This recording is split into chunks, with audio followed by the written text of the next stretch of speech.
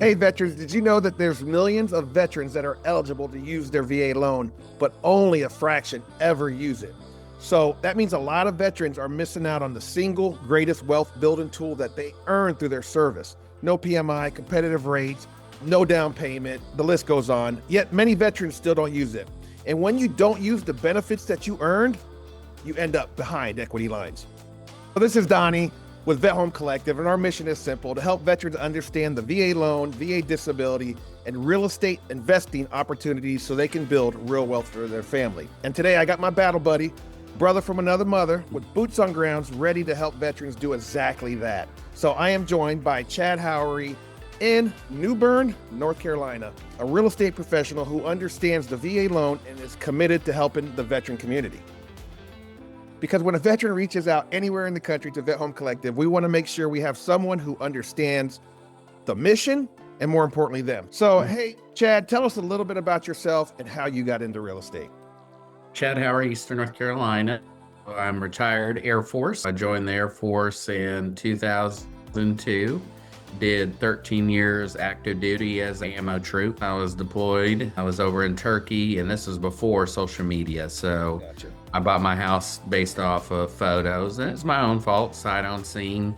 Got a referral actually through my mom, and on paper it sounded good. And when I closed and walked in the house, there was a very strong pet odor. So, of course, I was not very happy because I had to have the carpets replaced. So I knew at that point, I'm like, I could do this and I could do this at a high level. And one, I never want anybody to feel how I felt that day because, boots on the ground, you're their eyes, their ears, their smell, what's the traffic sound like, all those things. If they're deployed and they can't do that, you have to tell them. Let's get into your market. For veterans considering moving to your area, what should they know about your market right now? So average price point's just over 300,000. So you get for that like probably about an 1,800 square foot, 3-bedroom, 2-bath, 2-car garage on a quarter of an acre. Like I just put one under contract. It was a 259,000. That was a 4-bedroom, 2-bath, fenced in yard. Obviously, if you get closer to the water, does that price go up? Oh yeah, Nicholas Sparks lives on the water, the book author, and there's houses, up to $8 million on the river. Trent River is an elevated water that has a little bit deeper water. Some of those houses you can't even see unless you're on the water because they're on 1 and 2 acre lots. Is New Bern or your surrounding area a good place for military families to settle down long term? Yeah, absolutely. So New Bern, we're in between Cherry Point, Camp Lejeune. Seymour Johnson's about 60 miles away. We got Fort Macon, Hoboken, and New River. And New Bern has been constantly rated as one of the top 10 small retirement communities on a couple different websites. So we have low taxes. We kind of have the amenities. We're 40,000 people, population roughly 100,000 in the county. So it's just big enough that you get that small town feel. And like our downtown is very untouched by big corporate America, a lot of mom and pop places, waterfront that you can walk. So how far are you away from some of these military bases, and which ones are they? So Cherry Point is literally, I live in Carolina Pines. Okay. It's literally 5 minutes from the main gate of Cherry Point. And then Camp Lejeune is probably 35 miles from my office in New Bern. Seymour Johnson's probably about 60 miles. New River is on the other side of Lejeune. They're kind of connected. That gate is probably about an hour from my office. And then like Hoboken is probably an hour. And then Fort Macon on Atlantic Beach, probably about 40 minutes. So, I've worked with Coast Guard, Air Force in Goldsboro, Marines, Navy. Those veterans that are stationed down there and they purchase a property, what's the rental opportunities when they PCS for them to kind of keep that house as an investment and, build, cash flowing on that property? Huge opportunity. Obviously, it's the price point that you buy at, and at the time you buy. So, like if you're going to buy a 5,000 square foot house, that traditionally is not going to be the easiest to rent. But Like I do the welcome aboard briefs at Cherry Point. A lot of those new incoming Marines, like go buy a little $125,000 townhouse because those are always gonna rent out. So, like somebody told me, do you want a $600,000 rental or do you want two or $350,000 rentals when somebody's not in there? You got to Yeah, pay yeah. that rent. When I work with buyers, I'm like, hey, what do you want to do with this asset?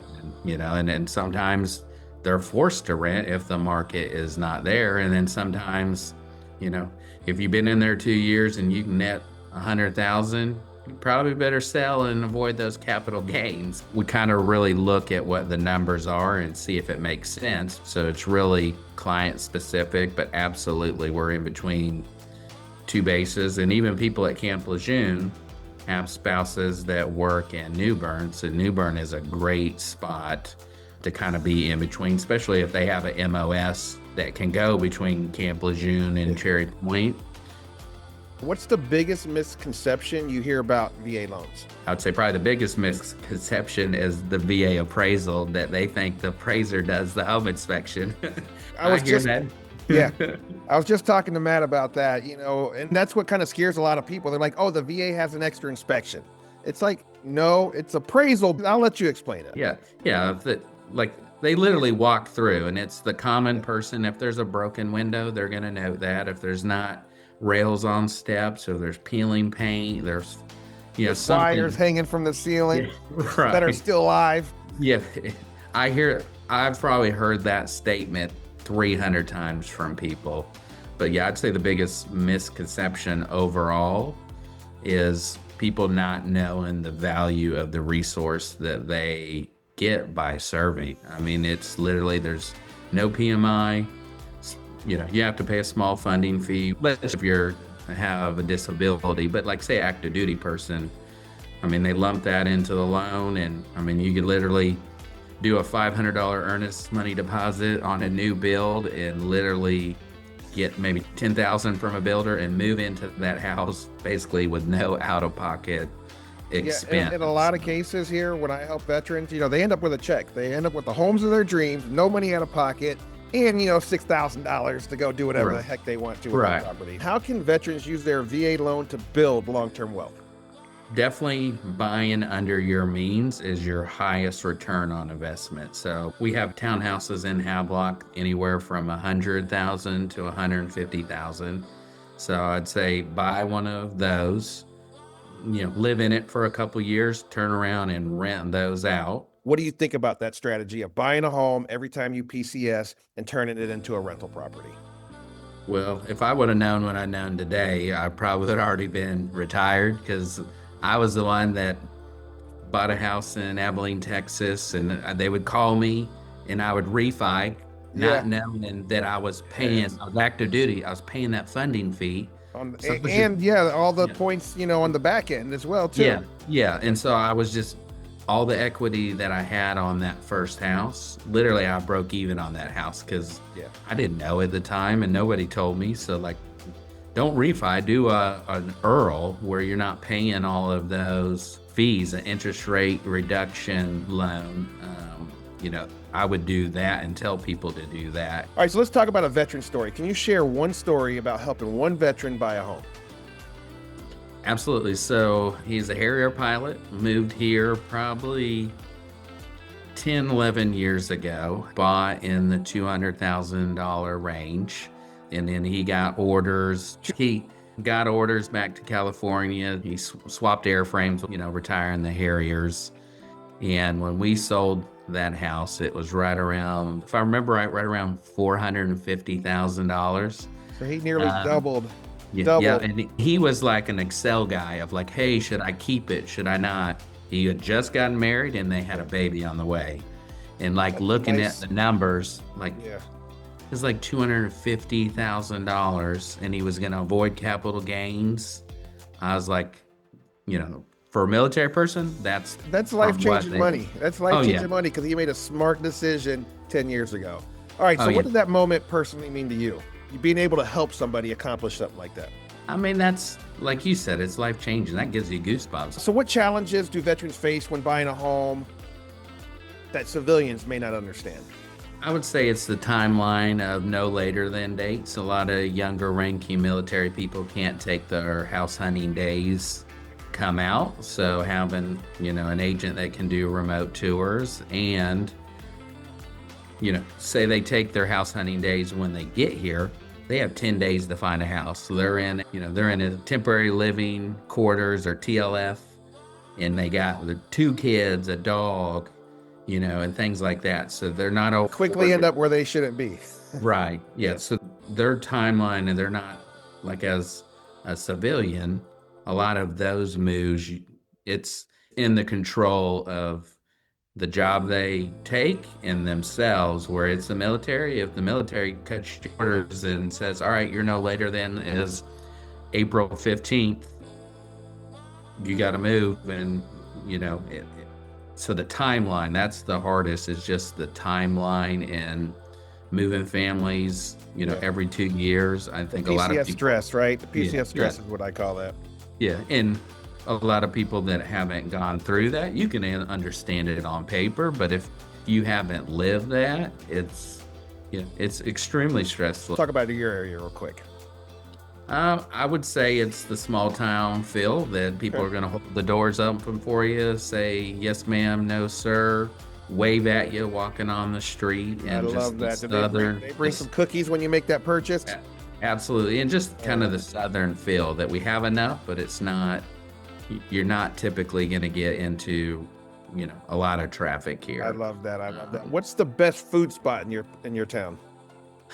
So Cypress Isle downtown New Bern is fantastic. Has a brisket hamburger that is amazing, and they make fresh cut fries. Have normally fresh oysters. That's a fantastic place. And then towards the beach area, there's a place called City Kitchen that, if anything fish or seafood, it's the best that I've ever had in my life. Well, when I come down there, you're definitely taking me there. And what else were we going to do on the weekend? If you come in the summertime, we can go deep sea fishing. VA loan fact or myth? It takes VA loans longer to close. A myth. All right. Real short, best advice you can give in 5 words to a young veteran. Buy house every duty station. One mistake a veteran should avoid when buying a house. One mistake, buying above your means. All right, so this is the end right here. So, all right, before we wrap up, what message would you like to send to the veterans who are thinking about buying a home but feel unsure or intimidated about the process? I mean, reach out to someone like you and I, even if you're not in our area, and have a conversation. If you don't ask, you can't get the information, and don't rely on somebody that maybe has had a bad experience. Yes. To make a financial decision for the rest of your life. So I love that, because you talked about being younger. I always say that, if I'd known what I know 20 years ago. So for you young veterans that are just scared, talk to somebody like us, because we made those mistakes. And really, that's why I started Vet Home Collective. I don't want you guys to make a mistake. When I first moved to Miami to Chicago, I thought I had to sell my home. My realtor was essentially telling me I had to sell my home. Carlos wasn't a veteran, but I sold that home for $380, and that home's worth $800,000 now. I moved here in 16, so 10 years, that house literally doubled in price. Only imagine if I would have put a renter in there, because I wanted to, but I thought I had to sell the house. So definitely talk to us. So before we're done, if you're a veteran watching this and you're thinking about buying a home, don't try to figure it out alone. That's why we built Vet Home Collective.